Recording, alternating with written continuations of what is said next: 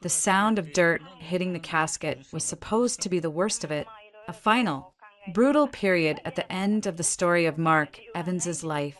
But as I stood there, my black dress feeling thin and useless against the damp Seattle chill, I knew the real agony was just beginning. It was in the silence that had fallen over our little trio, me, my son Jake, and his wife, Chloe.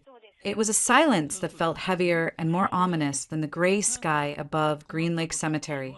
Jake's arm was around me, but it was stiff, a gesture performed out of obligation rather than comfort. Chloe stood a half step behind him, her designer sunglasses hiding her eyes even on this sunless day. I could feel the impatience radiating off her. "It's getting cold, Mom," Jake said, his voice low and flat. "We should head back to the house. People will be coming by." I didn't want to go back to the house. The house on Oak Lane was filled with 30 years of Mark. His reading glasses would still be on the nightstand. His favorite coffee mug would be in the dishwasher. The ghost of his laughter would echo in the halls. A cruel reminder of the silence that had taken its place. Just a few more minutes. "Jake," I whispered, my voice raspy from tears I didn't think I had left. "I just need a moment alone with him." Chloe let out a soft, exasperated sigh. I felt his arm tighten, not in sympathy, but in subtle pressure to move me along. "The lawyer will be there at 4. Mom, we need to be presentable. There's a lot to discuss." Discuss, the word felt so cold, so transactional. What was there to discuss? My husband of 30 years was in the ground. The life we had built together was over. But even through the thick fog of my grief, a small warning bell rang in the back of my mind. Jake had been using that word a lot lately. We need to discuss the estate. We need to discuss the will. We need to discuss your future. I let him guide me away from the grave, my legs moving on autopilot.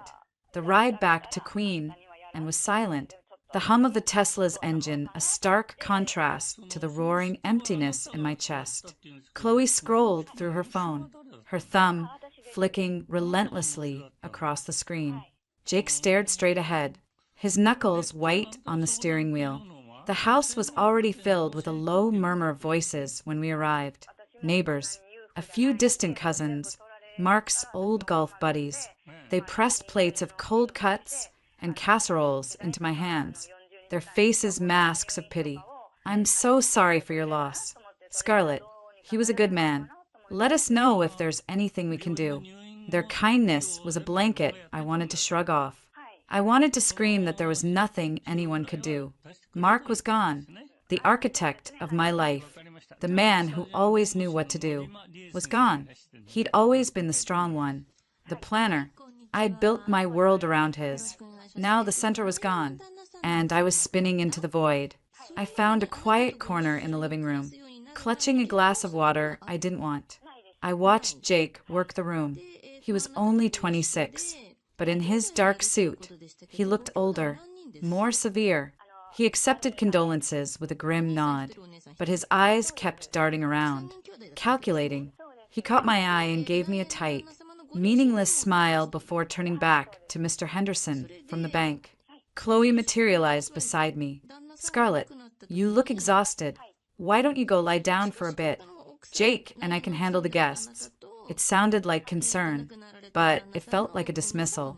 "I'm fine. Chloe, this is my home. These are our guests." Her smile was thin and practiced. "Of course. It's just you look so fragile. We're worried about you." She placed a hand on my arm, her touch cool. "Jake and I just want to make sure you're protected." "Protected from what?" I asked, a sliver of irritation cutting through the grief. "From all of this," she said, gesturing vaguely at the room. "The stress, the details. Estate law is a nightmare. You shouldn't have to deal with it alone." Before I could respond, Jake joined us. "Mom, Mr. Henderson just left. He sends his best."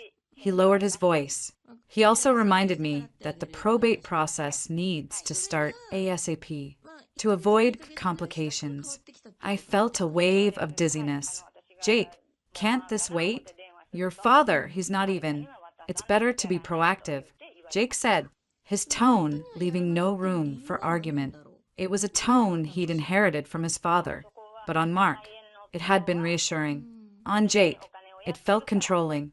Look, Mom, I've been talking to a guy at the firm, a real shark in estate planning.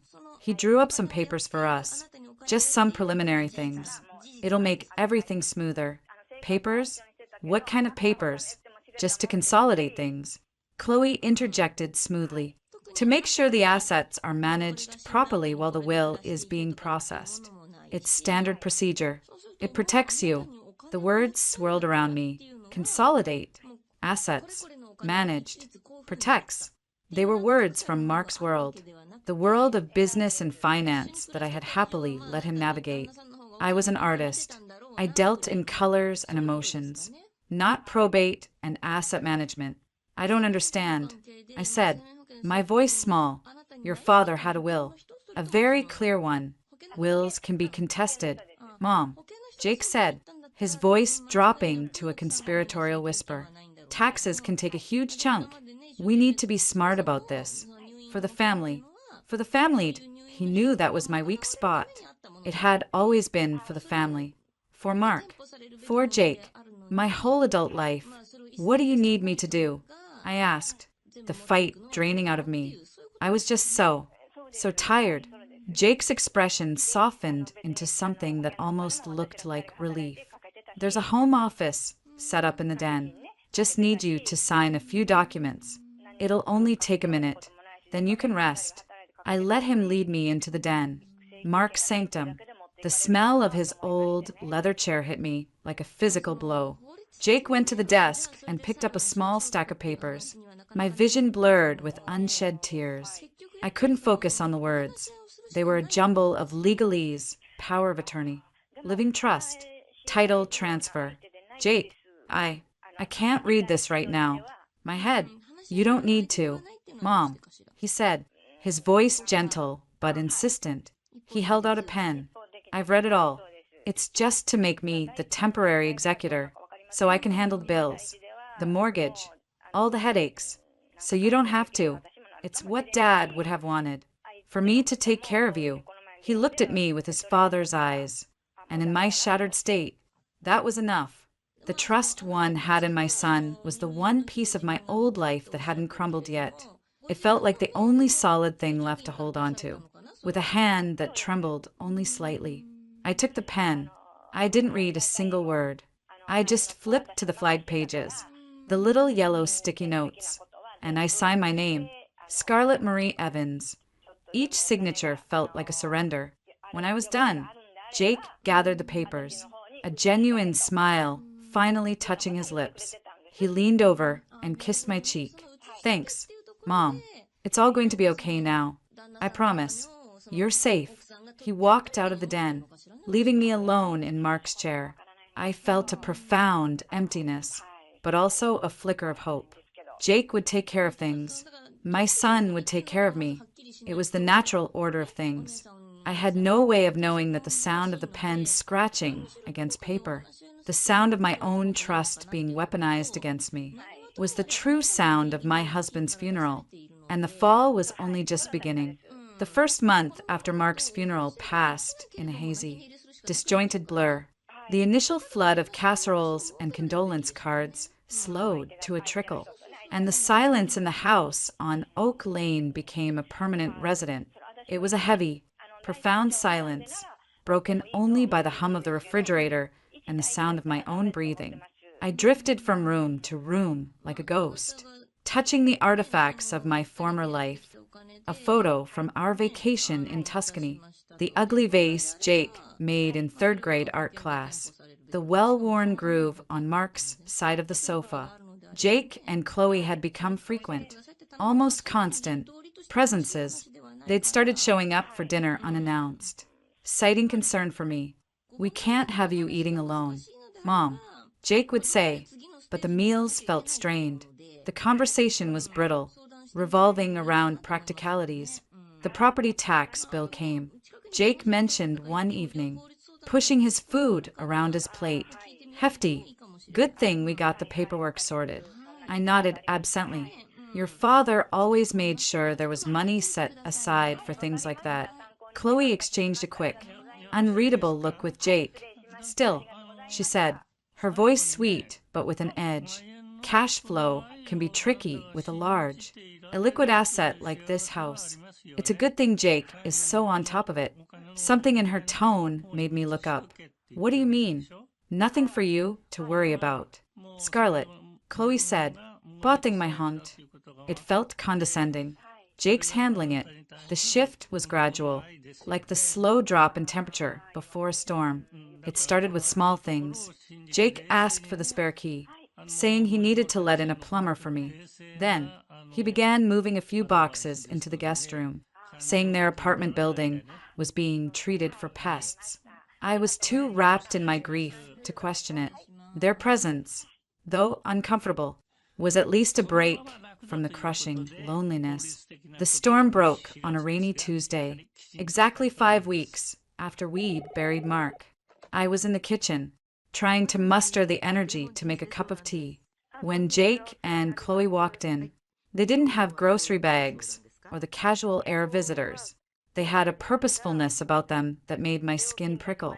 Mom, we need to talk, Jake said, his voice devoid of its usual forced cheer. He pulled out a chair at the kitchen table. Sit down. The command in his voice was so unlike him, so unlike the boy I'd raised, that I obeyed without thinking.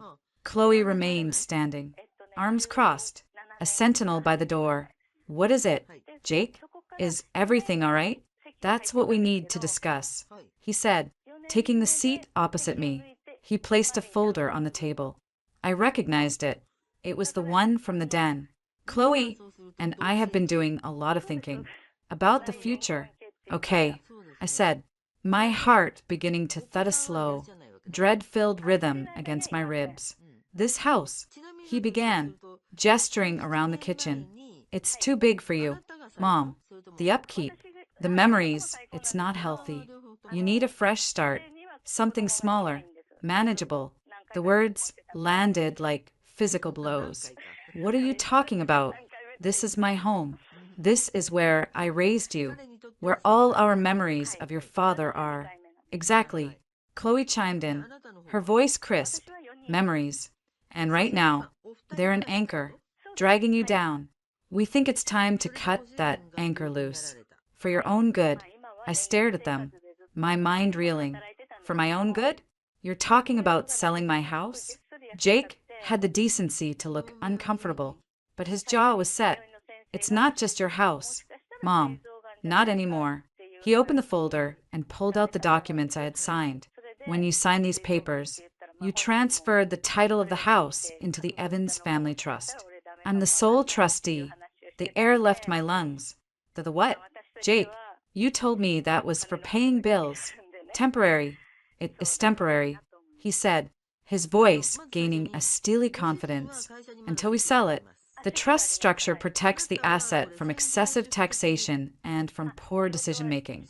Poor decision-making? I whispered, horror dawning on me. What are you saying? We're saying it's time for you to move on. Scarlett, Chloe said, dropping all pretense of sweetness. This neighborhood, this house, it's beyond your means now. Jake and I are starting a family. We need the space. We need a real home. The audacity of it left me speechless.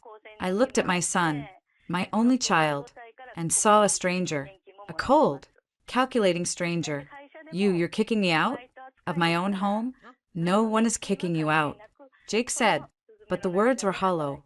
We're giving you an opportunity.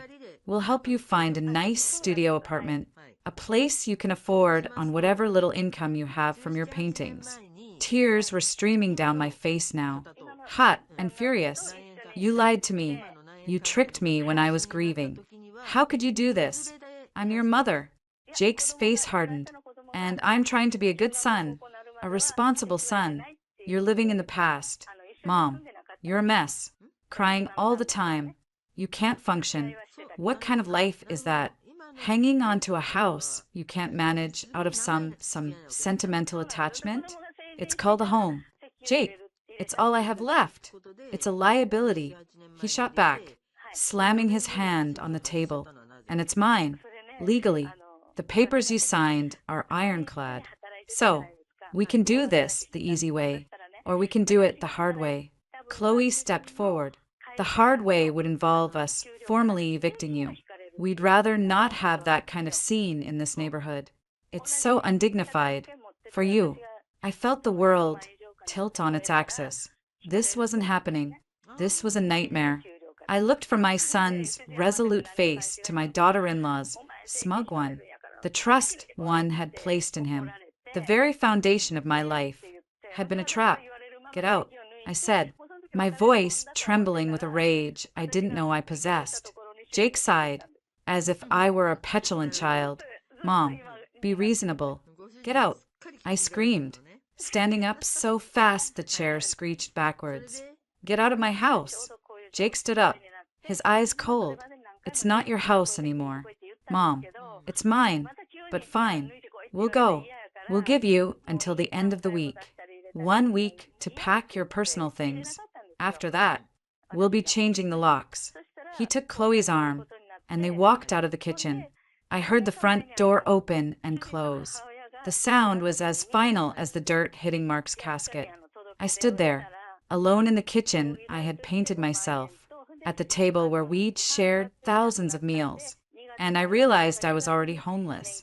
The walls that had held my family, my love, my life, were now just a prison from which I was being evicted. The fall was complete. I had hit the bottom, and it was my own son who had pushed me. The week passed in a nightmare haze. The act of packing was a brutal, piece-by-piece dissection of my life. Every plate, every book, every photograph was a fresh wound. I wasn't choosing what to take. I was being forced to choose what to leave behind. What part of my history to abandon? The life I had built with Mark was being reduced to what could fit into 2 large suitcases and a few cardboard boxes. Jake and Chloe stayed away, but their presence was a constant pressure. I'd find Jake in the house sometimes, checking on things. He'd say, but his eyes were always assessing, cataloging. He'd watch me pack with an expression that was a strange mix of guilt and impatience. You don't need all this old stuff, Mom, he said once, picking up a framed photo of me and Mark on our wedding day. It's just clutter. A clean break is better. I snatched the photo from his hands, holding it to my chest. This is not clutter. Jacob, this is my life. He just shrugged. Suit yourself. But the movers won't take everything to some tiny apartment. He said tiny apartment with a distaste that made it sound like a hovel. The final morning arrived. Bleak and drizzly. I was sitting on the edge of my stripped bed, my suitcases by the door, when I heard a key turn in the lock. It was Jake, and with him was a burly man I didn't recognize, a locksmith. Mom, Jake said, not meeting my eyes. It's time. This is really how you're doing it? I asked, my voice hollow. You're throwing your mother out on the street. No one's throwing you on the street, he said, the rehearsed line sounding more pathetic than convincing. We talked about this. It's for the best. Here, he pulled an envelope from his jacket pocket and held it out. It's $1,000 to get you started. I stared at the envelope as if it were a snake. Taking it felt like accepting payment for my own erasure. I don't want your money. Jake, for God's sake. Mom, don't be so prideful. Chloe's voice cut through the room as she walked in, holding a brand new set of keys. Take it. You're going to need it. She looked at the locksmith.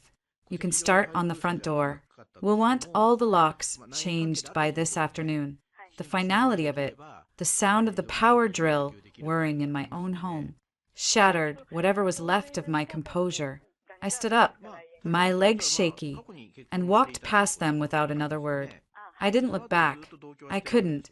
I rolled my suitcases down the familiar path of Oak Lane for the last time, the wheels a monotonous drumbeat marking my exile.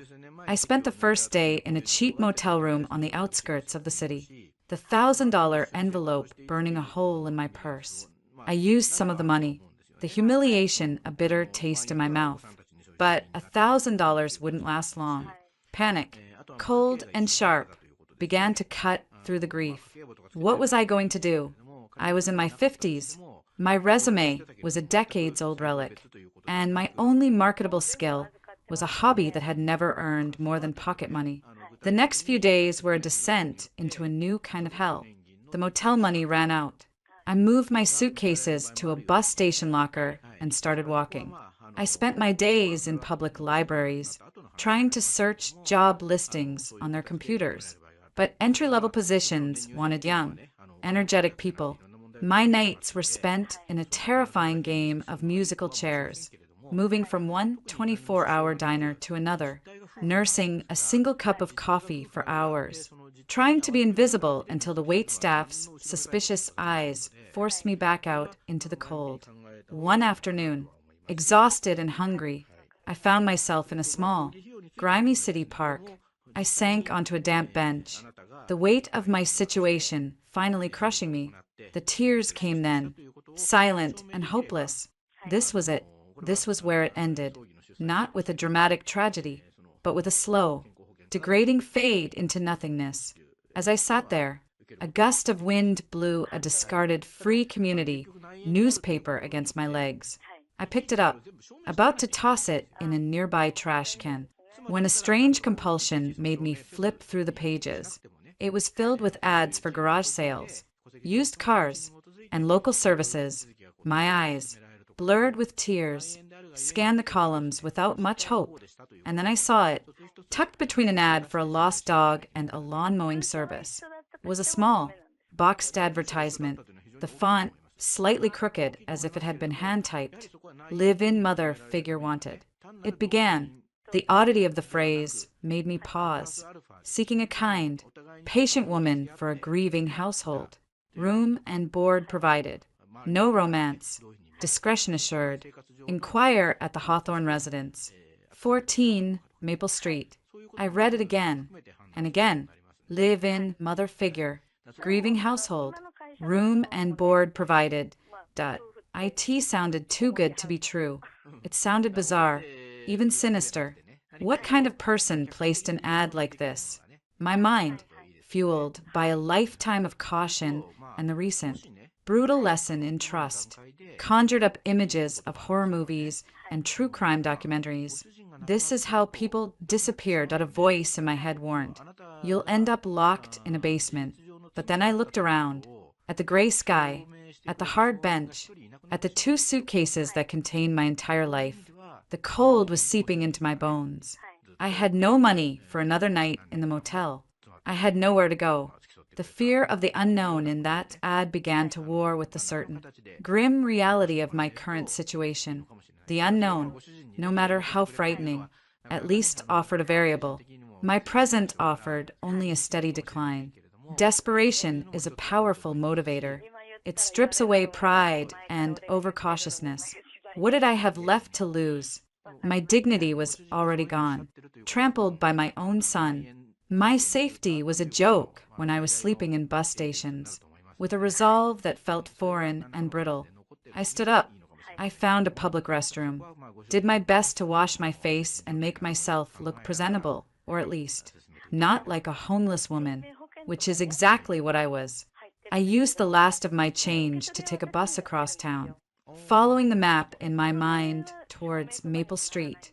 The neighborhood was different from Queen and older, with large, slightly unkempt Victorian houses that had character but needed a coat of paint. Number 14 was one of them. It stood tall, a little lonely looking, but there were flowers in a window box, struggling to survive. It didn't look like a house of horrors. It looked sad. I stood at the gate for a long moment, my heart hammering against my ribs. This was madness. Was I really about to knock on a stranger's door and ask to be their live-in mother figure? I thought of Jake's cold eyes. I thought of the drill whirring in the door of my own home. I pushed the gate open and walked up the path. Taking a deep breath, I raised my hand and knocked on the door. The sound echoed in the quiet street. A timid knock that felt like it held the weight of my entire future. I was terrified, but for the first time in weeks, I was also making a choice. I was no longer just being pushed. I was stepping forward into the unknown. The door opened not with a dramatic creak, but with a smooth, quiet swing. The man who stood in the doorway was not the monster my fear had conjured. He was tall, perhaps in his early 50s, with kind, tired eyes that held a deep, familiar sadness. He was dressed in a simple sweater and khakis, and he looked at me not with suspicion, but with a quiet, questioning curiosity. "Can I help you?" he asked, his voice a soft, warm baritone. For a moment, I was speechless. The rehearsed words evaporated from my mind. All I could do was hold up the crumpled newspaper, pointing a trembling finger at the ad. I'm here about this." His eyes dropped to the paper, and a look of understanding, mixed with what seemed like mild embarrassment, crossed his face. "Oh, I see. Please, come in." He stepped back, opening the door wider.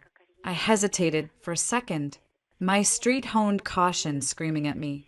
But the warmth emanating from the house, a scent of old wood and faintly of lemon polish, was a stark contrast to the cold street. I stepped over the threshold.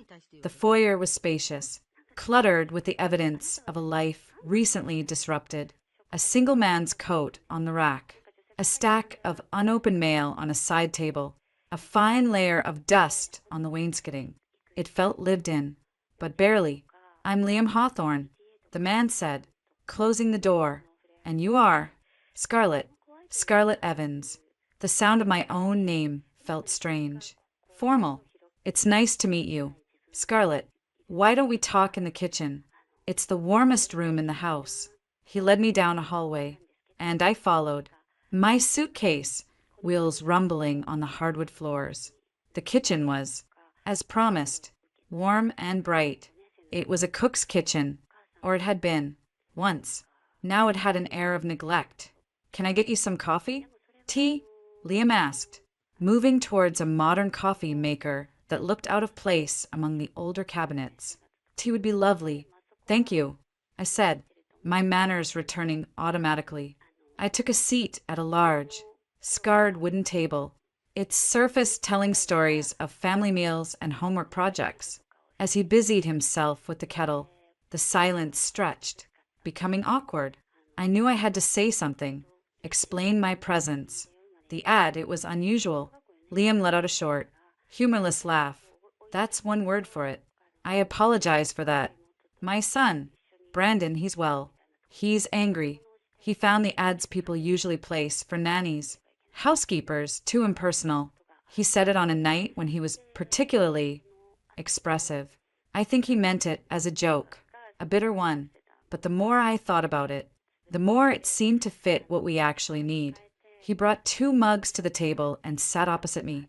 "It's not a conventional situation. I gathered that much," I said, taking the mug. The heat felt wonderful on my cold hands. "What exactly is the situation, Mr. Hawthorne?" "Liam, please," he sighed, running a hand through his hair. It was a gesture of pure weariness. "My wife, Eleanor, passed away a little over a year ago. Cancer. It was fast." He looked down into his coffee. "I'm managing. My work keeps me busy. But my son, Brandon, he's 20. He's taken it very hard. He's at the community college, but he's skipping classes. He's withdrawn, angry at the world, and frankly, angry at me for still being able to function." I felt a pang of painful recognition. Grief. It was the common denominator in this strange equation. "What we need," Liam continued, looking directly at me, his gaze intense, "isn't a housekeeper. The house is a mess. Yes, but I can hire a service for that. What we need is a presence, someone to steady the ship, someone who can be here, to make sure there's food in the fridge that isn't takeout, to notice if Brandon hasn't come home, he struggled for the words, to make this feel like a home again, and not just a museum of our loss." The ad said no romance because that's not what this is. It's a domestic arrangement, a companionship, of a sort. I processed this. It was both less sinister and more daunting than I had imagined. He wasn't looking for a servant or a bride. He was looking for a salve for his family's wound, a stand-in for a ghost. And you think a stranger can do that? I asked, my voice soft. I think a stranger might be the only one who can. He said honestly, everyone else, our friends, they tiptoe around us. They don't know what to say. They're a reminder of the life we lost. A stranger can help us build a new one, a different one. He paused. What about you, Scarlett? What brings you to my door? Answering an ad like this? The question hung in the air. I could lie. I could make up a story. But the directness of his gaze and the raw honesty he had just shown me demanded the same. My carefully constructed composure cracked. My husband died, I said, the words still sharp in my throat. 2 months ago, a car accident. I took a shaky breath. And then, my son, the house. The story tumbled out in fragmented, painful sentences, the signed papers, the betrayal, the eviction, the park bench. I didn't look at him as I spoke, ashamed of my own naivete, my own powerlessness. When I finished, the kitchen was silent except for the hum of the refrigerator. My boy pushed me out. I whispered, finally meeting his eyes, and your boy placed an ad to bring someone in. Liam's expression was a mixture of profound pity and something else, respect. Perhaps. I am so sorry. Scarlett, that's an unimaginable betrayal. We sat there for a moment, two strangers bound by different kinds of loss. The symmetry of it was heartbreaking. So, I said, finally, wiping a stray tear from my cheek, you need someone to be a stabilizing force. I need a roof over my head. It seems we might be able to help each other. A trial basis, Liam said, nodding. A month. We'll see how it goes. Your room is upstairs. It was Eleanor's sewing room. It has its own bathroom. You'll have your privacy. We can agree on a small stipend on top of room and board. It was more than I could have hoped for. It was a lifeline.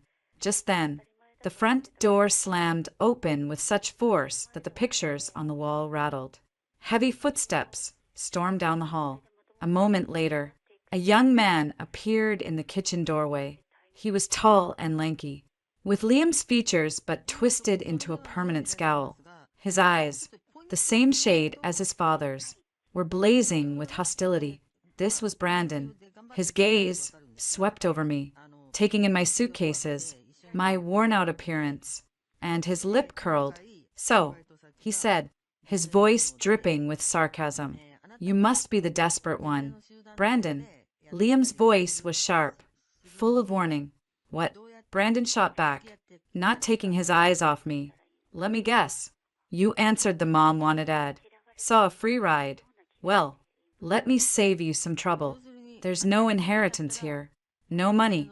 Just a broken-down house and a broken-down family. He took a step closer. So, you can turn around and take your suitcases right back out that door. We don't need you, and we definitely don't want you. I felt my face flush, a mixture of fear and anger rising in me. I had just been run out of one home by a hostile young man. I would not be run out of another so easily. This wasn't just about a room anymore. It was about the last shred of my self-respect. I stood up, meeting Brandon's glare without flinching. My name is Scarlett, I said, my voice surprisingly steady, and I was invited in. Whether you want me here or not is your business. Whether I stay is mine. The challenge hung in the air between us. The battle lines were drawn.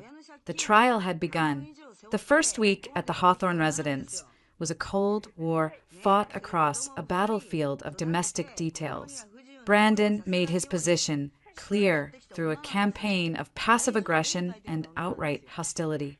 He'd forget I was there and play his music at an ear-splitting volume until Liam shouted at him from his home office. He'd use the last of the milk and leave the empty carton in the fridge. He'd trail mud across the clean floor I had just mopped. A silent, grimy challenge. I met his antagonism with a quiet, stubborn resolve. I had nowhere else to go. This was my last stand. I cleaned the mud. I bought more milk with the small stipend Liam had advanced me, making a point to leave the receipt on the counter. And when the music blared, I'd put on a pair of cheap foam earplugs and continue scrubbing the layer of grime off the kitchen cabinets. Liam was often absent, buried in his work as an architect. And I suspected he was also burying himself to avoid the tension at home. He'd emerge for meals, looking weary, trying to force a conversation that would inevitably die under Brandon's sullen silence. The main battleground was the dinner table. Liam had insisted we eat together. It was a disaster. The meatloaf is dry, Brandon announced on the third night, pushing the food around his plate with a contemptuous fork. It's your mother's recipe. Liam said, his voice tight. Well, she's not here to make it, is she? Brandon shot back, his eyes flicking to me, gauging my reaction. I took a slow sip of water. You're right. It is a bit dry. I'll adjust the timing next time. I refused to be baited into an emotional reaction. I treated his barbs as culinary criticism, which seemed to infuriate him more. There isn't going to be a next time, he muttered. We'll see, I said calmly, and continued eating. The turning point came on a rainy Friday. About 10 days in, I was in the kitchen, attempting to organize a chaotic jumble of pots and pans, when I heard a thud from the living room, followed by a string of vicious curses. I walked in to find Brandon on his hands and knees, surrounded by a pile of books and a broken shelf. A small, carved wooden box had fallen and sprung open, scattering old photographs across the floor. Damn piece of junk, he snarled, grabbing at the photos, his movements frantic, almost panicked. I knelt down opposite him and started carefully gathering the pictures. They were of Eleanor, a vibrant, smiling woman with Liam's kind eyes and Brandon's defiant tilt to her chin. There were photos of her holding a baby Brandon, of her laughing on a beach, of her and Liam looking young and impossibly in love. Brandon snatched a photo from my hand. Don't touch those, he hissed, but his anger was masking something else. His eyes were glistening. I didn't back away. I held up another photo I'd picked up. It was of Eleanor, covered in flour, laughing in this very kitchen. She was beautiful, I said softly. He looked at me, the fight momentarily gone from his face, replaced by a raw, young pain. What would you know about it? I know what it's like to lose the center of your world, I said, my voice low. I wasn't talking about his mother, and we both knew it. I was talking about Mark, about my own shattered life. It was the first time I had acknowledged our shared ground of grief outside of my initial conversation with Liam. He stared at me, and for a second, I saw the lost boy beneath the angry young man's armor. Then the wall slammed back down. It's not the same. He grabbed the box and the remaining photos and stormed out of the room. But something had shifted. The next day, the music was a little quieter. He didn't leave a mess in the bathroom. The real truce was brokered by food and a fever. A few days later, I decided to ignore Eleanor's meatloaf recipe and made a rich, hearty beef stew with dumplings, a recipe my own mother had sworn by on cold nights. The smell filled the house, a warm, comforting aroma that even Brandon's gloom couldn't penetrate. He lingered in the kitchen, pretending to look for something in the fridge. There's plenty if you're hungry, I said, without looking at him. He grunted non-committally, but was seated at the table when I brought the pot over. He ate 2 large bowls in silence. Liam, watching the scene, had a look of such profound relief on his face that it almost broke my heart. Later that night, I heard coughing from Brandon's room. It was a deep, racking sound. I waited, listening. It didn't stop. I got up and knocked softly on his door. There was no answer, just more coughing. I pushed the door open. He was lying in a tangle of sheets, shivering, his face flushed. I didn't ask permission. I went into the attached bathroom, wet a cloth with cool water, and placed it on his forehead. He flinched, but was too weak to protest. I'm fine. He croaked. You're not, I said, matter-of-factly. I found some Tylenol in the medicine cabinet, made him take it with a glass of water, and then sat in the chair by his bed, pulling the blanket up to his chin. You don't have to stay, he mumbled, his eyes already closing. I know, I said. I sat there as his breathing evened out and the feverish shivering subsided. The room was a mess of clothes and textbooks, but on his bedside table was the carved wooden box, the photo of Eleanor on the beach placed carefully on top. I understood then that his anger wasn't just at the world or at me. It was at the universe for taking his mother. It was a language I was beginning to understand. When I was sure he was asleep, I got up to leave. As I reached the door, his voice, thick with sleep and illness, stopped me. Scarlett? Yes. Brandon? A long pause. The stew, it was okay. It wasn't an apology. It wasn't acceptance, but in the language of a grieving, angry, 20-year-old. It was a peace offering. It was a start. Okay, I said softly. Get some sleep. I closed the door behind me, leaning against it for a moment in the quiet hall. For the first time since I'd been thrown out of my own home, I didn't feel like an intruder. I felt useful. The war wasn't over, but a fragile coexistence had taken root. And for now, in the quiet, dark house, that felt like a victory. 3 months, a season, in the grand scheme of a life. It was a blink. For me, it was a lifetime. The brittle, grief-stricken woman who had knocked on Liam Hawthorne's door was a fading ghost. In her place was someone steadier. The sharp edges of my own loss hadn't vanished, but they were now cushioned by purpose. The house on Maple Street was transforming, room by room, and I was the agent of that change. It wasn't just cleaner, it was alive again. I had cleared the dust, arranged fresh flowers from the garden, and let the sunlight stream through polished windows. The air no longer smelled of neglect, but of lemon polish, simmering soups, and, occasionally, the faint, sweet scent of my charcoal pencils, my art. That was the most surprising resurrection. One afternoon, while sorting through a closet, I found an old, untouched sketch pad and a box of art supplies. Liam had seen me looking at them with a wistful expression. Eleanor bought those, he'd said softly, coming to stand beside me. She always talked about learning to draw. Never got the chance. He'd paused. She'd be glad someone is using them. It had started tentatively. A sketch of the old oak tree in the backyard. A quick study of the kitchen window. Then, one evening, I sketched Brandon as he sat at the table, scowling at his laptop. I caught the intense focus in his brow, the way he chewed on his lip when he was thinking. It was just a quick drawing, but it held more truth than any photo. He'd seen it later, left on the counter. He'd stared at it for a long time. You made my nose look big, was all he'd said, but he hadn't thrown it away. He'd taken it upstairs with him. That small act of acceptance was a catalyst. Liam, seeing the drawing, had been genuinely impressed. Scarlett, these are wonderful. You have a real gift. It's just a hobby. I demurred. Old habits dying hard. It's more than that. He'd insisted. You see people. You really see them. A few days later, he came home with a brand new set of high-quality pencils and a beautiful leather-bound sketchbook. Consider it a professional tool. He'd said, a warm smile in his eyes. For the house artist, his belief in me was a quiet, powerful force. Our relationship had settled into a comfortable, deep friendship.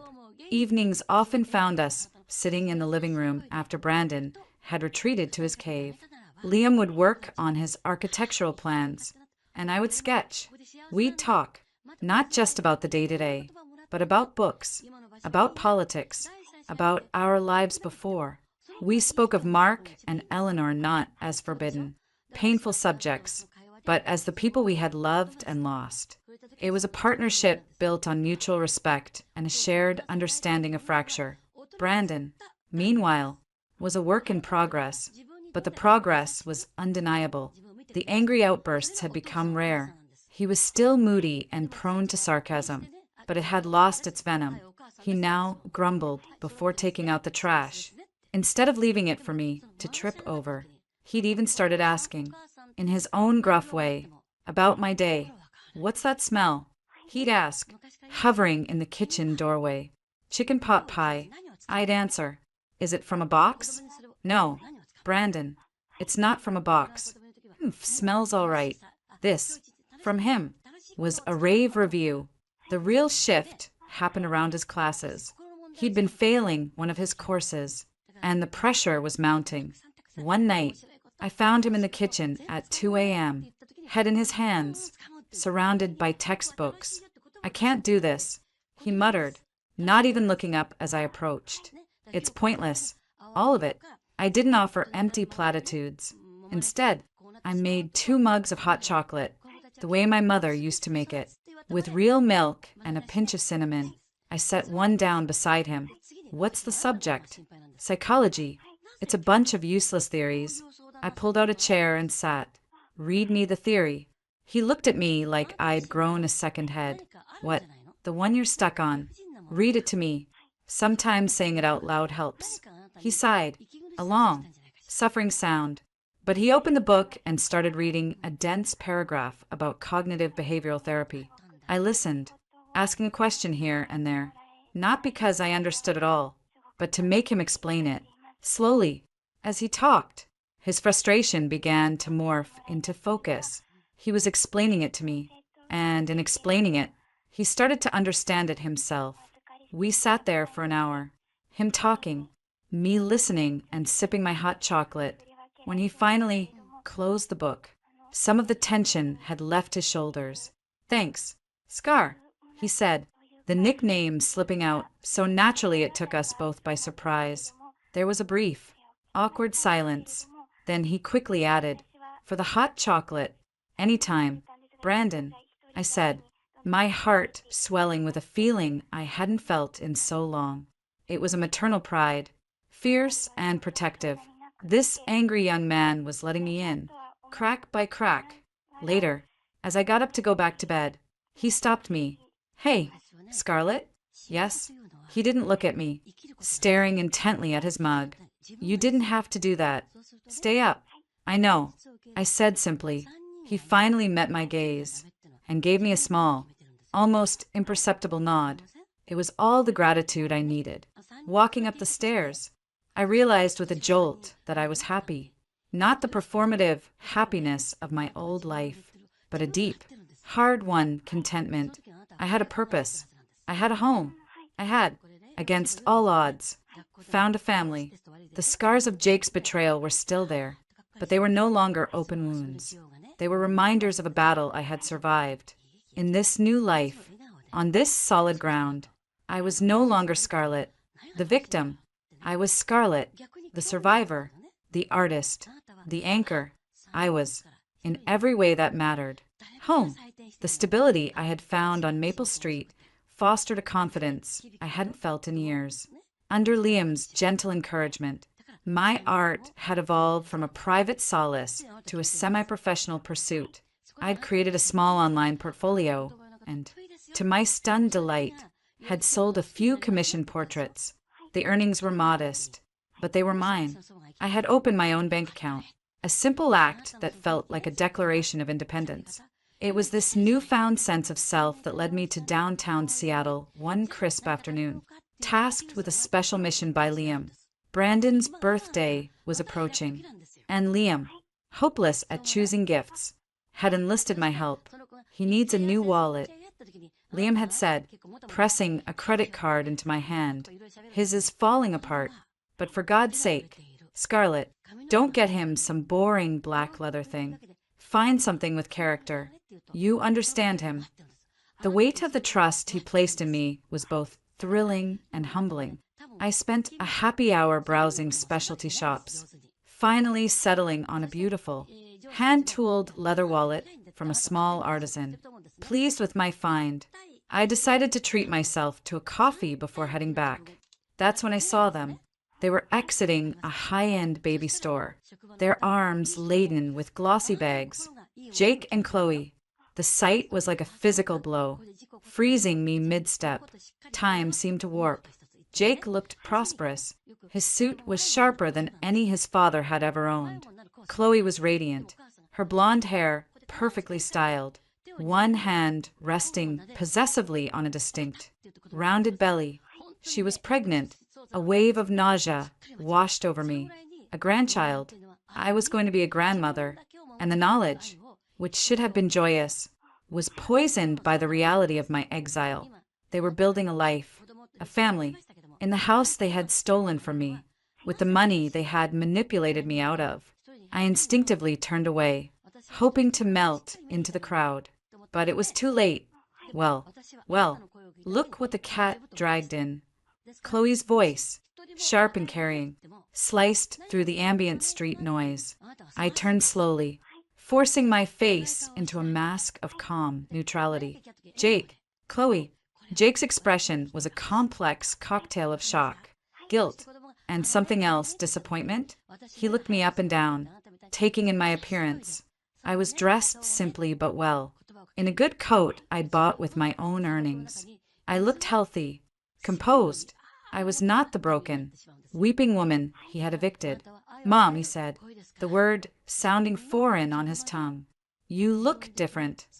"I am different," I replied, my voice even. Chloe gave a brittle laugh.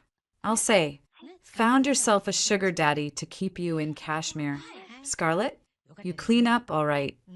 Her eyes raked over me, looking for a chink in the armor. The vulgarity of the comment took my breath away, but I refused to let her see it.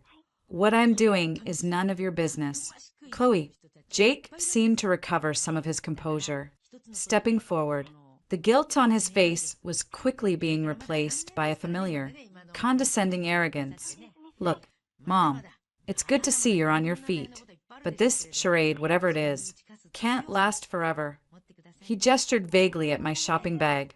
"You're not getting any younger, wandering the streets, relying on the kindness of strangers. It's not a life." I felt my nails dig into my palms. "I have a life, Jacob, a good one." He shook his head, a patronizing smile on his lips. "Don't be prideful. It's beneath you." He took a breath, puffing out his chest slightly. "Look, Chloe's pregnant. We're going to have a baby. We're going to need help. The truth is, we could use an extra pair of hands around the house." I stared at him, disbelief warring with a cold, rising fury. He couldn't be serious. He mistook my silence for consideration. "So here's the deal," he continued, his tone becoming transactional, the same one he'd used when presenting the fraudulent papers. "You can come back.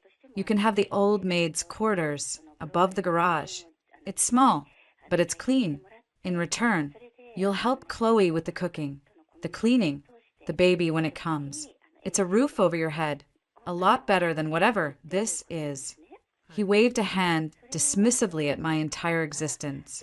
The sheer, unmitigated gall of it left me speechless. He wasn't offering reconciliation. He was offering me a demotion, from mother to live-in servant, in my own home. It was the final, ultimate insult. My composure cracked. "You unbelievable bastard." I whispered, the words laced with a venom that made him blink. Jake's face hardened. "Watch your tone. I'm trying to help you. This is a generous offer. You should be on your knees thanking me." "Thanking you?" I choked out. "For what? For stealing my home? For throwing me out like garbage? Now that you need a nanny and a maid. You think you can whistle and I'll come running." "It's more than you deserve." Chloe snapped, stepping protectively close to Jake. "We're giving you a chance to be useful, to be near your grandchild. Don't you want that?" "On my knees in your garage." I shot back, my voice rising. "You think so little of me that you believe this is what I'm worth." "Frankly, Mom, yes." Jake yelled, his patience snapping. People on the street were starting to stare. "Look at you. What are you worth?" What have you ever done without Dad? You were always just his shadow, a pretty accessory. You can't survive on your own, and we both know it. The cruelty of the words, spoken in public, with such conviction, stole the air from my lungs. For a second, the confident woman I had become wavered, and I felt the old Scarlet, the helpless one, threatening to resurface. But before I could form a response, a new voice cut through the tension, calm, but with the force of a steel door slamming shut. Get lost. We all turned. Brandon was standing a few feet away, his hands shoved in the pockets of his leather jacket, his expression a thundercloud of contempt. He must have been meeting a friend downtown. His eyes, burning with cold fury, were locked on Jake. Jake looked him up and down, bewildered. Who the hell are you? This is a private family matter. Brandon took a step forward, placing himself squarely between me and Jake. He was taller than my son, and his quiet, coiled anger was far more intimidating than Jake's bluster. I said, "Get lost." Brandon repeated, his voice low and dangerous. "You're bothering my mom." The silence that followed Brandon's words was absolute, broken only by the distant hum of city traffic. Jake's face cycled through emotions. First confusion, then dawning comprehension, and finally, a sputtering, incredulous rage. Chloe's mouth was hanging slightly open. Your mom." Jake finally managed to choke out, pointing a trembling finger at me. "Have you lost your mind? That's my mother." Brandon didn't flinch. He stood his ground, a solid, protective wall. His posture was relaxed but ready, the way a fighter stands before a bout. "Really?" he asked, his voice dripping with sarcasm. "Funny, because when I met her, she was sleeping on a park bench. Her son had just thrown her out of her own house. Sound familiar?" Jake's face flushed a deep, ugly red. "You don't know anything about it. You little punk. This is between me and her." He tried to step around Brandon to get to me. "Mom, tell this Strangero back off." I found my voice then, strengthened by Brandon's unwavering presence. "The only stranger here, Jake, is you. The son I raised would never have done what you did." Brandon shot me a quick, approving glance before turning his icy glare back to Jake. "You heard her. You gave up the right to call her mom when you made her homeless. Now, she's with us. She's a Hawthorne, and we look after our own." Chloe found her voice, shrill and piercing. "This is ridiculous. Scarlett, are you seriously going to stand there and let this thug speak for you? Have you no shame? Moving in with some random family and pretending to be their mom? It's pathetic." "That's enough," Brandon growled, taking a menacing step towards Chloe, who instinctively shrank back against Jake. "You don't get to talk to her that way, ever. You two made your choice. You wanted your big, empty house without her. You got it. So turn around, go back to it, and leave her the hell alone. You have no idea who you're dealing with." Jake snarled, puffing out his chest in a pathetic attempt to intimidate Brandon. "I'll have you for harassment. This is a public street." "Go ahead," Brandon challenged, a cold smile playing on his lips. "Call the cops. I'd love to tell them all about the elderly woman you defrauded and abandoned. I'm sure they'd find it a real interesting family matter. My dad's lawyer would find it even more interesting." The mention of a lawyer took the wind out of Jake's sails. The bluster deflated, replaced by a calculating panic. He looked from Brandon's resolute face to my own, and for the first time, he seemed to truly see me, not as his helpless mother, but as Scarlett Evans, a woman who had, against all odds, built a new life and a new family that was ready to fight for her. The power dynamic had irrevocably shifted. He was no longer the magnanimous son offering scraps from his table. He was a bully who had just been confronted by a bigger, stronger protector. "This isn't over," Jake muttered, though the threat sounded weak. "Hollow, He grabbed Chloe's arm, his grip tight enough to make her wince. Come on. She's made her bed. Let her lie in it. Chloe shot me a look of pure, unadulterated hatred as Jake pulled her away. You'll regret this. Scarlett, you'll come crawling back, and the door will be locked. They hurried off down the sidewalk, their retreat as undignified as their approach had been arrogant. I watched them go, my knees suddenly weak. The adrenaline that had been holding me up drained away, leaving me trembling. Brandon immediately turned to me, his tough guy persona vanishing, replaced by genuine concern. Scarlett? Hey, are you okay? Look at me. Breathe. I focused on his face, on the worry in his eyes that was so unlike the anger he'd shown Jake. I took a shaky breath. I'm okay. Brandon, thank you. What you said. Don't mention it, he cut me off, his ears turning slightly pink. He looked embarrassed now, the fierce defender gone, replaced by a young man who'd maybe said more than he'd planned. They had it coming, the way he was talking to you. He shook his head, his jaw tightening again at the memory. No one talks to you like that, not while I'm around. The simple, fierce loyalty in his words undid me. A single, hot tear escaped and traced a path down my cheek. I had just been defended by the son of another woman, with more passion and conviction than my own flesh and blood had ever shown me. Brandon saw the tear and awkwardly patted my shoulder. Hey, don't do that. Come on, let's get out of here. He picked up the shopping bag I dropped during the confrontation. Is this the wallet for Dad? He sent you on a secret mission. Huh. I managed a wet laugh, wiping my cheek. He's terrible at gifts. Tell me about it. Brandon grinned, a real, easy smile that transformed his face. One year he got me a tie. I was 14. He gently took my elbow, steering me away from the scene of the confrontation. Come on, let's go home. I'll even let you beat me at Scrabble tonight. As we walked towards the car, the weight of the encounter began to lift, replaced by a profound, soaring sense of freedom. Jake's final attempt to control me, to reduce me to a servant, had spectacularly backfired. In his face, I had seen the shock of a man who realized the puppet had cut its own strings, and in Brandon's words, get lost. That's my mom. I hadn't just found a defender. I had found a son. The confrontation on the street hadn't been an ending. It had been a birth. The last ghost of the old Scarlett was gone. The new Scarlett, a mother chosen and cherished, was here to stay. The car ride home was quiet, but it was a comfortable, understanding silence. Brandon didn't press me to talk.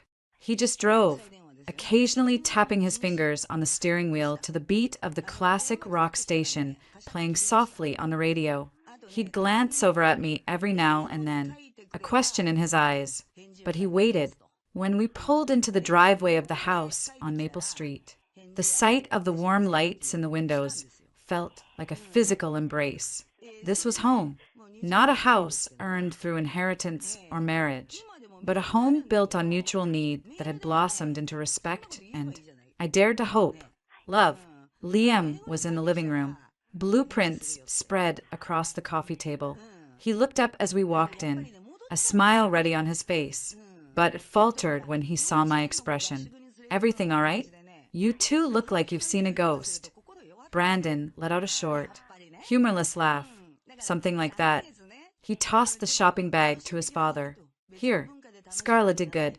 It's not a tie. Liam caught the bag, his eyes never leaving my face. Scarlett? What happened? I sank into the armchair, suddenly exhausted. The bravado I'd felt on the street had evaporated, leaving me feeling raw and exposed. We ran into my son, I said, my voice barely a whisper. Liam's face went still. He carefully set the bag down. Jake. I nodded, unable to speak past the lump in my throat. Brandon, uncharacteristically perceptive, went to the kitchen and came back with a glass of water, handing it to me without a word. Did he bother you? Liam asked. his voice dangerously calm. Brandon answered for me, his words tumbling out in an angry torrent. Bother her? He offered her a job. Dad, can you believe the nerve? Told her she could come back and live in the maids' quarters above their garage, be their live-in nanny, and cook since Chloe's pregnant. Said it was a generous offer, that she should be on her knees thanking him. The color drained from Liam's face. He looked from Brandon's furious expression to my hunched shoulders. A muscle in his jaw twitched. He said that to you, he asked me, his voice low and tight. All I could do was nod again, taking a sip of water to steady myself. What did you say? Liam's gaze was intense, willing me to have fought back. It was Brandon who answered again, a note of fierce pride in his voice. She told him he was an unbelievable bastard, but before she could really let him have it, I stepped in. He puffed out his chest slightly. I told him to get lost. I told him he was bothering my mom. The room went utterly silent. Liam's eyes widened slightly, flicking to Brandon and then back to me. The word hung in the air between us. Mom. Brandon, realizing what he'd said, and that he'd said it twice now, shoved his hands in his pockets and looked at the floor, his ears turning red. Well, that's what I said. Liam looked at me, a world of understanding in his eyes. He saw the whole story then, not just the confrontation on the street, but the months of healing that had led to this moment. This declaration from his once angry son. He walked over and knelt in front of my chair, taking my free hand in both of his. His hands were warm and steady. Scarlett, he said softly, you don't ever have to see him again if you don't want to. You are safe here. This is your home. You know that, right? The kindness in his voice, the absolute certainty of his statement, broke the last of my resolve. The tears I'd been holding back began to fall in earnest. Silent and steady. He was my boy, Liam. I choked out. I loved him so much. How did it come to this? Tell us. Liam urged gently, his thumbs stroking the back of my hand. Tell us everything. You've never told us the whole story. You don't have to carry it alone anymore. And so, surrounded by the warmth and safety of this house, this family I had chosen and that had chosen me back, I told them everything. I started from the beginning. The fog of grief after Mark's funeral, the way Jake and Chloe had hovered, not with comfort, but with a predatory concern. I told them about the papers, the lies about temporary executor status and protecting me from taxes. I described the chilling shift in their behavior, the boxes slowly appearing in the guest room, the final, brutal eviction. I told them about the park bench, the cold, the hunger, the utter despair that had led me to their bizarre, hand-typed ad. It all came out in a flood, the shame of being so easily deceived, the heartbreak of my own child's betrayal, the fear of those first days on the street. I held nothing back. Brandon listened, his initial anger softening into a grim, focused silence. Liam never interrupted, his grip on my hand a constant, reassuring anchor. When I finally finished, emotionally spent, the room was quiet for a long moment. That son of a bitch, Brandon finally muttered, shaking his head. I knew he was a piece of work, but that's evil. It's fraud. Scarlett, Liam said, his voice firm and lawyer calm. What he did is legally and morally fraudulent. Those documents you signed under duress. While grieving, they could very well be contested. I looked up at him, surprised. Contested? What for? It's done. Liam, the house is gone. It's not about the house, he said, his eyes holding mine. It's about justice. It's about making sure he can never, ever do this to you or anyone else again. It's about you taking your power back. On paper. For good. The idea was staggering. I had been so focused on survival, on simply getting through each day, that the concept of fighting back had never even occurred to me. It felt too big, too daunting. I don't know if I have the strength for a fight.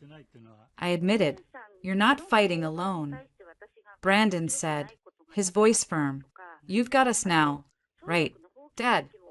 Damn right. You do. Liam said, his voice full of a quiet ferocity. You have both of us. Whatever you decide to do. Scarlett, we're with you. But know this. You are not that scared, heartbroken woman anymore. You are strong. You've rebuilt a life from nothing. You've tamed this one, he added, nodding toward Brandon with a faint smile. Facing down Jake and his legal tricks will be easy compared to that. Brandon actually grinned. Hey, a real, genuine smile broke through my tears. The weight I had carried for months, the secret shame of my own victimhood, felt lighter. It was no longer a secret I bore alone. It was a story I had shared, and in the sharing, it had lost some of its power over me. Liam was right. I wasn't alone anymore. I had a family, a real one, and for the first time, the thought of facing my past didn't fill me with dread. It sparked a tiny, flickering flame of defiance. The confrontation on the street had been the first battle, but the war for my complete liberation was just beginning. And for the first time, I knew I had an army behind me. The sense of peace and solidarity I felt after confessing everything to the Hawthorns lasted for a few precious weeks.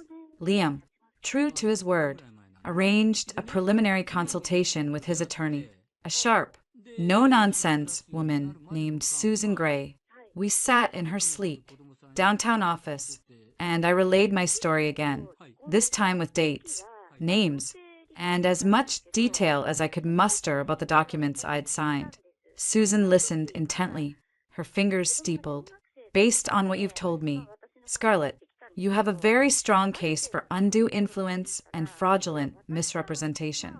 She said finally, you are in an extreme state of grief, and your son, as a fiduciary, exploited that relationship for personal gain. We could file a suit to have the trust dissolved and the property title reverted. The words were empowering, but also terrifying. A lawsuit against my own son. The idea felt monstrous. What would that involve? I asked, my voice shaky. Time, money, stress. Susan said bluntly, it would get ugly. He would fight back. He'd likely dig into your life. Try to paint you as an unfit or unstable mother. You need to be prepared for that. Liam, sitting beside me, placed a steadying hand on my arm. We're prepared, but the decision is Scarlett's. I left the office with a folder full of information and a heart full of conflict. Part of me wanted to let it go, to move on and cherish the new life I had. But another part, a fiercer part that had been forged in the fires of betrayal, wanted justice. I wasn't sure which part would win. I didn't have to wait long for the decision to be forced upon me. A few days later, I was in the kitchen, testing a new recipe for a savory bread pudding, when the doorbell rang. Brandon was at class, and Liam was at a construction site, assuming it was a package delivery. I wiped my hands on a towel and opened the door. Jake and Chloe stood on the porch.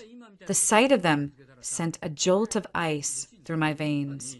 Jake looked strained, his expensive suit slightly rumpled. Chloe, her baby bump more pronounced, wore an expression of pinched determination. They looked like they'd been arguing. Mom, Jake began, his tone an awkward attempt at civility. What are you doing here, Jake? I asked, not bothering to hide the coldness in my voice. I didn't invite them in. We need to talk, Chloe said, her voice tight. It's important. We said everything that needed to be said on the street. I replied, starting to close the door. Jake's hand shot out, stopping it. Please, Mom, just hear us out. It's about your situation. His eyes darted past me, into the house, taking in the warm, lived-in details. We're concerned. My situation is none of your concern. It is when you're living under some stranger's roof, signing God knows what. Jake's composure cracked. We did some digging. This Liam Hawthorne, who is he? What's his angle? Are you involved with him? The audacity took my breath away. Again, none of your business. We think it is. Chloe interjected. We're your family. Scarlett, your only family. We have a responsibility to make sure you're not being taken advantage of. Again, the hypocrisy was so staggering I almost laughed. Taken advantage of? By a man who has given me a home and a purpose? Unlike my own son, who threw me out with the trash. Jake had the decency to look ashamed. But Chloe pressed on. That's a very dramatic way of putting it. We offered you a solution, a place in our home. You're the one who chose to run off and play house with a man we know nothing about. She leaned forward, her voice dropping to a venomous whisper. What has he promised you? Scarlett? Has he asked you to sign anything? A will, perhaps? You're vulnerable, an older, single woman with a recent inheritance. You're a target. The pieces clicked into place with sickening clarity. This wasn't a concerned visit. This was a reconnaissance mission. They weren't worried about me. They were worried about their ill-gotten assets. They had seen me looking healthy and confident. They had seen Brandon defend me. And a new, terrifying thought had entered their minds. What if I built the new life? What if I left whatever I had left to this new family? Their greed had a new target, and it was casting a shadow over my peace. Get off my porch, I said, my voice low and shaking with rage. Not until you listen. Jake insisted, his voice rising. This has to stop. Mom, this charade. We're prepared to be generous. We'll set up a small annuity for you, a monthly stipend, enough for a modest apartment. But you have to cut ties with these people. You have to come home where you belong. It was the same offer, repackaged, a bribe, a payment for my compliance and my silence. They wanted to buy me off, to tuck me away in a corner where I couldn't threaten their perfect. Stolen life, an annuity, I repeated, the words tasting like ash. In exchange for what? Signing over any future claims to Mark's estate? In exchange for disappearing quietly so you don't have to explain to your friends why your mother lives with another man? Chloe's eyes narrowed. We're trying to help you.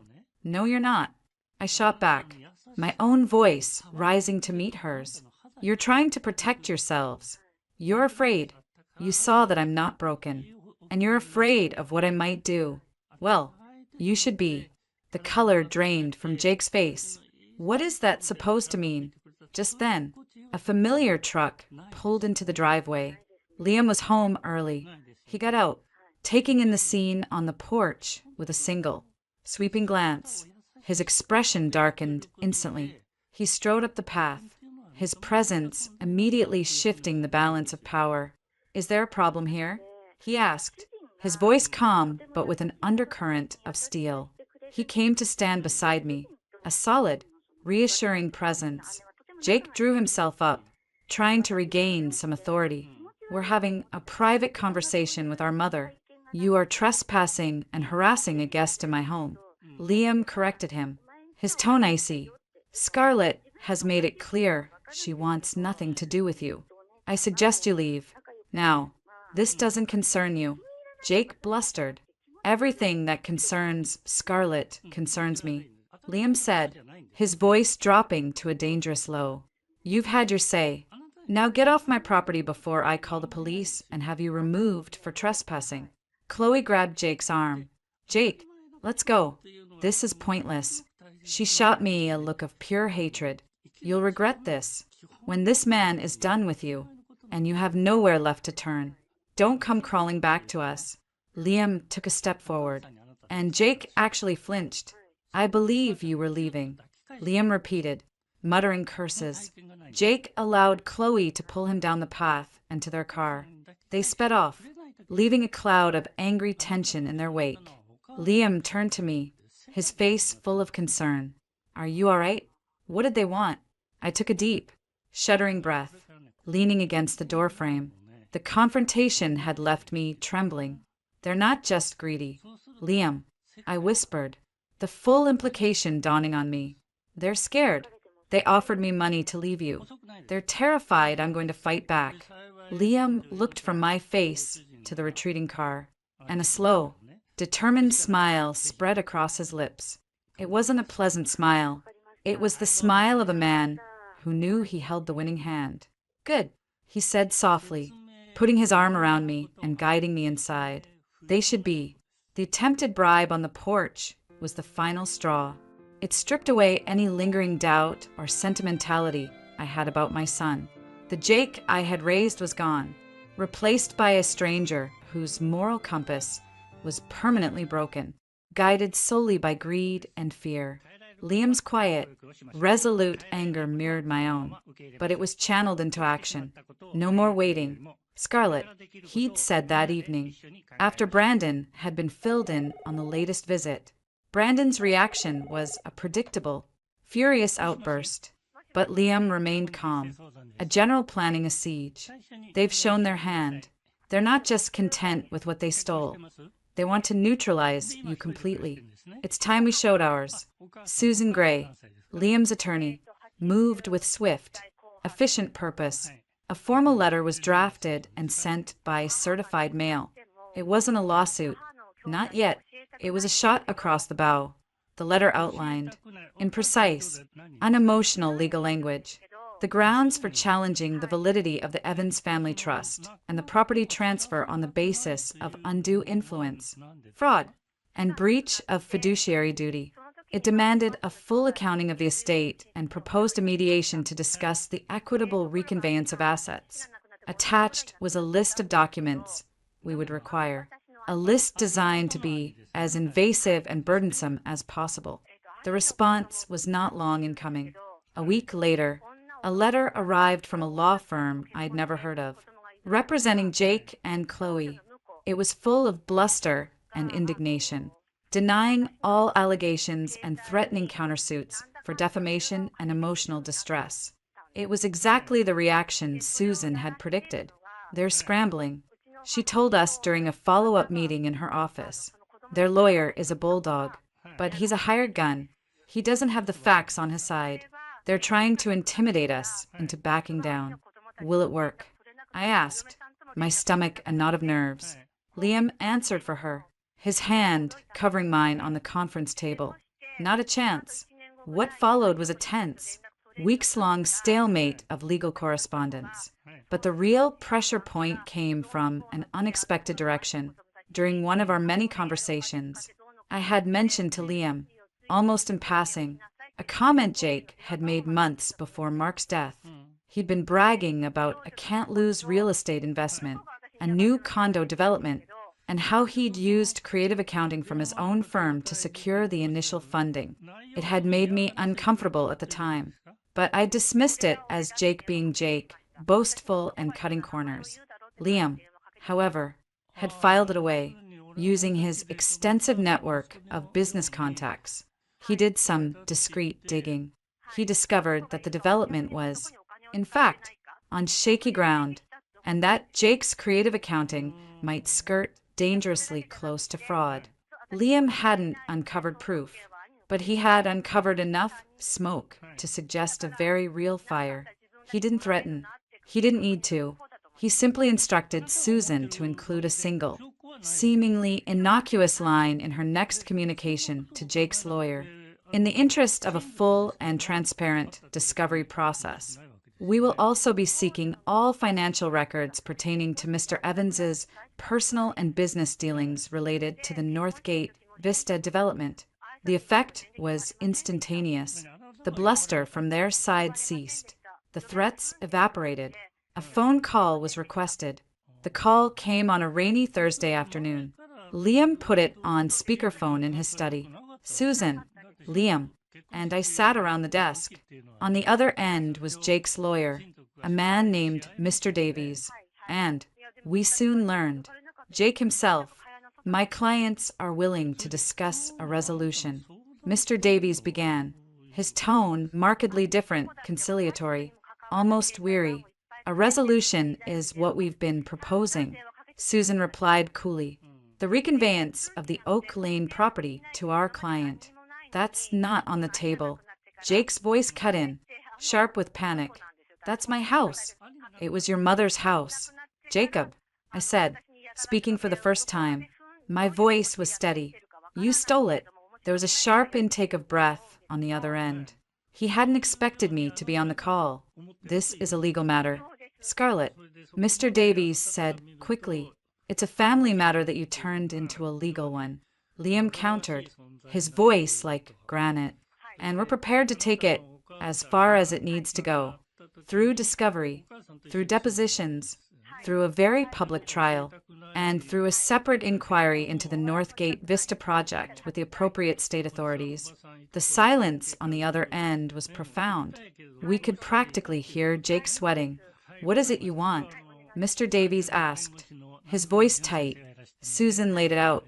We want a legally binding agreement. Scarlett drops all claims to the Oak Lane property and the assets within the contested trust. Jake started to protest, but Susan talked over him. In return, she continued, Jacob Evans agrees to the following. He will sign a full, legally binding release, forever renouncing any and all potential future claims against Scarlett's estate, including any assets, properties, or inheritances she may acquire in the future. He will provide a full, notarized accounting of the estate's liquidation to ensure our client received a fair market value for her share, with any shortfall to be paid immediately, and he and his wife will agree to a permanent restraining order, forbidding them from any contact with Scarlett in person, by phone, or in writing, unless explicitly initiated by her. The terms were brutal, final. They were not designed to get my house back. They were designed to set me free, forever. You want me to sign away my inheritance? Jake yelled, his voice cracking. You already stole hers. Liam said, his tone devoid of all sympathy. This just makes it official, and it ensures you never get your hands on anything of Scarlett's again. Not a dime, not a photograph, nothing. This is blackmail. Jake screamed. It's a choice. Jacob, I said, finding a strength I didn't know I possessed. You can sign the agreement. Take the house you wanted so badly, and never have to see or think about me again. Or you can fight us, and we will drag you, your business, and your reputation through the mud. The choice is yours. The muffled sounds of an argument ensued on the other end of the line. We could hear Jake's frantic voice and Chloe's higher-pitched, panicked one. Then, Mr. Davies came back on the line, his voice defeated. We need to confer with our clients. We'll need the agreement drafted. It's already drafted, Susan said, smoothly. I'll messenger it over within the hour. They have 48 hours to sign. A week later, the signed documents were delivered to Susan's office. Jake and Chloe had signed. They had chosen self-preservation over any shred of decency. They had chosen the house. I sat in Liam's study, holding the papers. They felt light, but their significance was immense. I was free, legally, completely free of Jacob Evans, the son I had given birth to, raised, and loved had, with his own signature, made it official. He was no longer my son. There was a sadness, a deep, hollow ache for the boy he had once been, but it was overshadowed by an overwhelming, soaring sense of liberation. The battle was over. I had won, not by getting my old life back, but by securing my new one. Liam came and knelt in front of my chair, just as he had months before. He didn't say anything. He just looked at me, his eyes full of pride and a quiet, unwavering love. It's done, I whispered. He took my hands. It's just beginning. Scarlett, he said, for us. And as I looked into his face, I knew with every fiber of my being that he was right. The long, painful fall was over. I had landed, not on the cold ground, but in the one place I was always meant to be, home. The signing of the papers created a seismic shift in the atmosphere of the Hawthorne house. It was as if a low, constant hum of tension we had all grown accustomed to had finally been switched off. The air itself felt lighter. For me, it was the final shedding of a skin I'd been trapped in, the skin of the victim, the betrayed, the powerless. The legal victory was symbolic more than anything. I didn't want the house on Oak Lane. I wanted the freedom it represented, and I had it.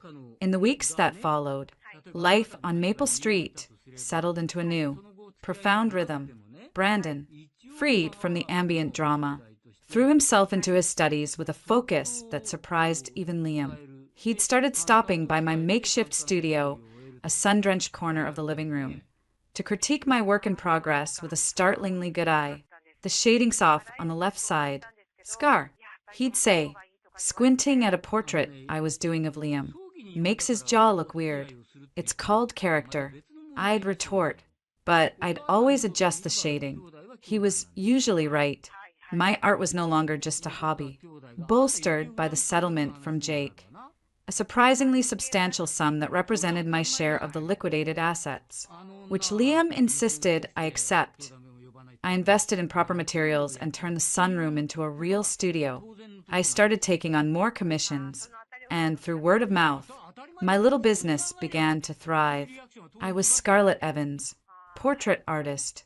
The title felt more authentic than any I'd ever held.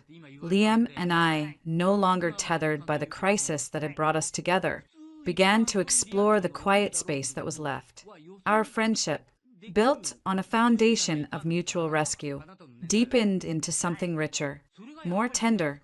It wasn't a frantic, passionate romance of youth. It was a slow, steady burn of two people who had known profound loss and recognized a second chance at happiness. One evening, we were in the garden, enjoying a rare moment of quiet. Brandon was out with friends.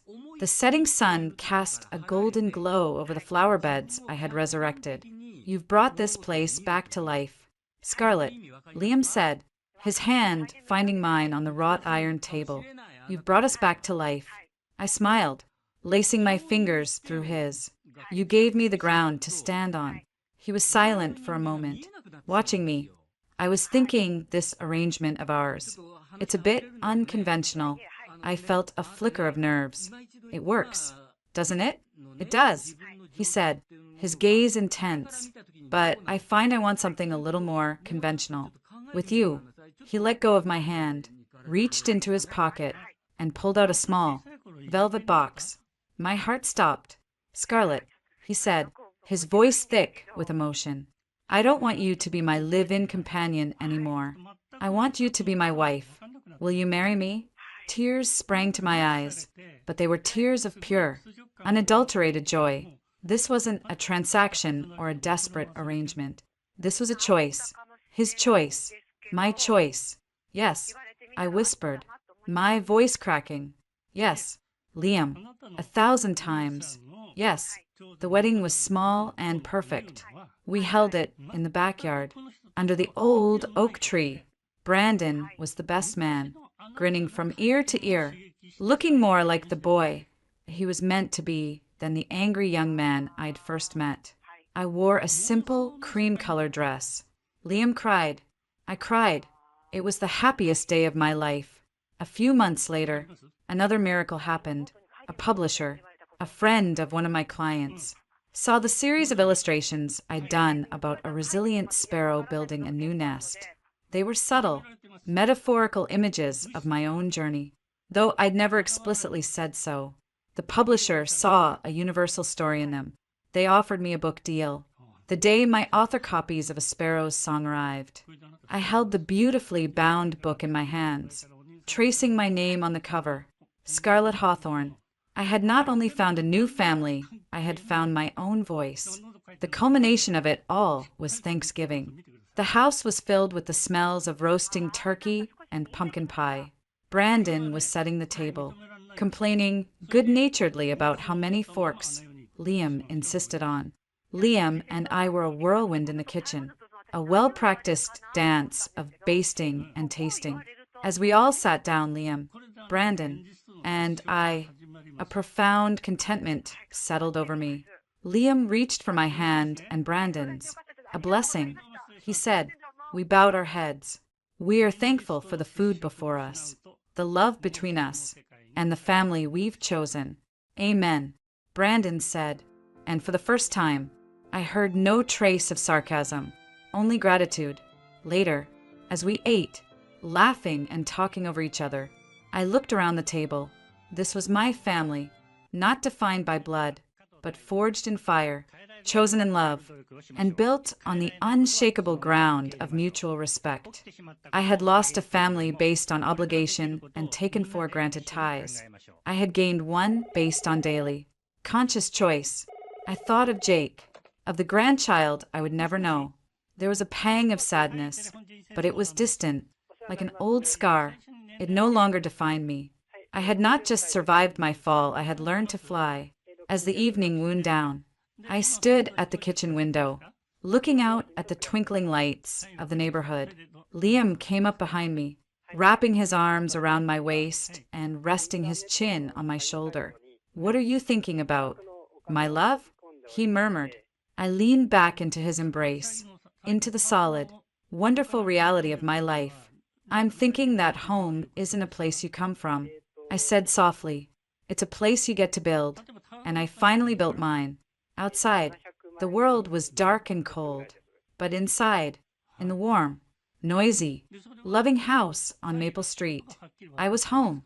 And I knew, with a certainty that filled my soul, that I was finally, completely, and forever loved. 5 years later, the gallery was a symphony of soft lighting, polished concrete floors, and the low, cultured hum of conversation. It was one of Seattle's most prestigious spaces, and tonight it was filled to capacity. I stood near a towering abstract sculpture, a glass of champagne feeling cool and unfamiliar in my hand, trying to breathe. Nervous? Liam's voice was a warm murmur in my ear. He looked devastatingly handsome in a tailored dark suit, his arm a steadying presence around my waist. Terrified, I admitted, scanning the crowd. "What if they hate it?" "They won't hate it," Brandon said, appearing at my other side. He'd shot up another 2 inches and now towered over both of us, his lanky frame filled out with the solid muscle of a young man who spent his weekends rock climbing. He was in his final year of art school, on a full scholarship. "They're going to love it. It's your best work." Scar. Seriously, the use of my old nickname, now spoken with such easy affection, calmed me. This was my night. Scarlet Hawthorne, Portraits of Resilience. My first solo exhibition. The culmination of 5 years of relentless work. Of late nights in my sun-drenched studio. Of Liam's unwavering belief and Brandon's brutally honest critiques. The journey from the woman on the park bench to the artist in the gallery still felt surreal. After the success of A Sparrow's Song, which had quietly become a beloved children's book about loss and hope, my illustrative work had gained a following, but the portraits were different. They were my soul. The series featured people who had been broken and remade. A firefighter with burn scars, a refugee who'd built a new life, an elderly dancer confined to a wheelchair but with eyes that still held the stage. And in the center of the gallery, veiled until the big reveal, was the largest piece, the one the gallery owner had called the heart of the collection. I felt a familiar, cold knot of anxiety tighten in my stomach. The subject of that central portrait was the reason for my terror. Scarlet Hawthorne, a woman with a severe black bob and a formidable air approached, followed by a young man with a camera. I'm Eleanor Vance from the Seattle Times. A stunning collection. The depth of emotion in the eyes, it's extraordinary. "Thank you," I said, my voice only shaking a little. Liam squeezed my hand. "Your artist statement mentions that your work is informed by personal experience with profound betrayal and redemption." The journalist continued.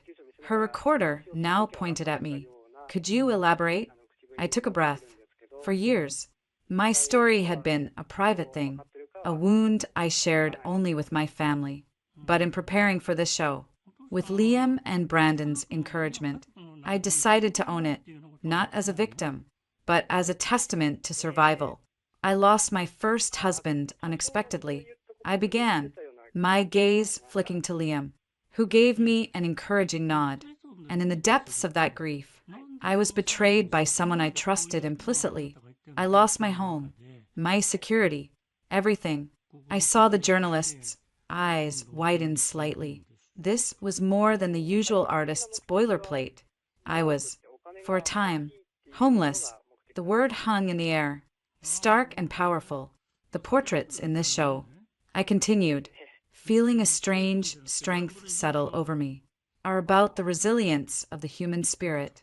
They are about finding a new family, a new purpose, and the courage to not just survive, but to build a new life, more beautiful and authentic than the one that was lost. A powerful narrative, Eleanor Vance said, genuinely impressed. And the central piece, the veiled one, rumor is it's a self-portrait. I smiled, a genuine, peaceful smile. You'll have to wait for the unveiling. As she moved away, I felt a light tap on my shoulder. I turned and found myself face to face with Chloe. Time had not been kind to her. Her face was thinner, etched with lines of discontent. The designer clothes were a season out of date. She was alone. Scarlett, she said, her voice a brittle imitation of its former sharpness. Chloe, I kept my tone neutral. I'm surprised to see you here. I saw the ad in the paper. I had to see it for myself. Her eyes darted around the gallery, taking in the well-dressed crowd, the obvious success, the artist formerly known as my mother-in-law. The bitterness was palpable. What do you want, Chloe? She looked at me then, and for a fleeting second, the mask slipped, and I saw not malice, but a hollow, desperate envy. He lost everything. You know, the can't-lose investment? It failed, spectacularly. The partners sued. There were irregularities with the funds. We had to sell the house on Oak Lane to cover the debts. All of it. I felt no schadenfreude, no pleasure, just a distant, profound sadness for the path they had chosen. I'm sorry to hear that, I said, and I meant it. Are you? She sneered, the mask snapping back into place. You're standing here in your fancy dress, the famous artist. You got everything you wanted. No, I said softly, my eyes finding Liam and Brandon across the room, laughing with the gallery owner. I got everything I needed. There's a difference. Before she could reply, the gallery owner tapped a microphone. Ladies and gentlemen, if I could have your attention, it is time to unveil the centerpiece of tonight's exhibition, Scarlett Hawthorne's Phoenix. A hush fell over the crowd. Liam and Brandon made their way to my side. Flanking me, Brandon put a reassuring hand on my shoulder. The gallery owner, with a flourish, pulled the cord, and the deep red velvet cloth fell away. A collective gasp rippled through the room. It was not a self-portrait. It was a portrait of Brandon and Liam. They were sitting on the sofa in our living room, bathed in the late afternoon light. Brandon was leaning forward, gesturing as he explained something, his face alight with passion and intelligence. Liam was looking at him, not as a father looking at a son, but as a man looking at his equal, his face filled with a love so deep and proud it was almost painful to behold. The painting captured a moment of pure, unguarded joy and connection. It was titled Phoenix, not because it was about me rising from the ashes, but because it was about the beautiful new life that had risen from the ashes of both our families. It was my love letter to them. I heard a choked sob next to me. It was Chloe. She was staring at the painting, her hand over her mouth. She was not looking at the artistry or the technique. She was looking at the love, the kind of love that could not be bought or stolen, the kind of love her greed had cost her. Without another word, she turned and hurried away, disappearing into the crowd. I didn't watch her go. My eyes were fixed on my husband and my son, their faces mirrored in the painting before me. Liam's eyes were shining with unshed tears. Brandon was grinning, looking from the portrait to me with awe. The room erupted in applause. People surged forward, congratulating me, their faces full of genuine admiration. Later, as the crowd began to thin, a young woman approached me. She had kind eyes and a nervous smile. Ms. Hawthorne, my name is Anna. I knew your son, Jake. The name was a ghost from another lifetime. I felt Liam's protective presence immediately at my back. I worked with him. Anna continued quickly. He wasn't a happy man. He made terrible choices. But before everything fell apart, he kept one thing. He said he couldn't bear to sell it. She held out a small, carefully wrapped package. He said if I ever had the chance, I should give it to you. With trembling fingers, I unwrapped the paper. It was a small, framed photograph. It was of me, holding a toddler-age Jake on my hip, both of us laughing into the camera. It was taken by Mark. It was a moment of pure, uncomplicated joy from a life I could barely remember. There was no note, just the picture. I looked at the boy in the photo, at the love in his eyes, and I felt a final, quiet piece of my heart settle into peace.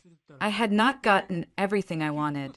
I had lost the boy in that picture long ago, but I had gotten everything I needed. Thank you, Anna, I said, my voice thick with emotion. As she walked away, I handed the frame to Liam. He looked at it, then at me, his understanding complete. Come on, Mom, Brandon said, slinging an arm around both of us. Let's go home. I'm starving, and I think we have something to celebrate. We walked out of the gallery into the cool night air. A family. The past was a closed book, a faded photograph. The future was a blank canvas, and together, we would paint it bright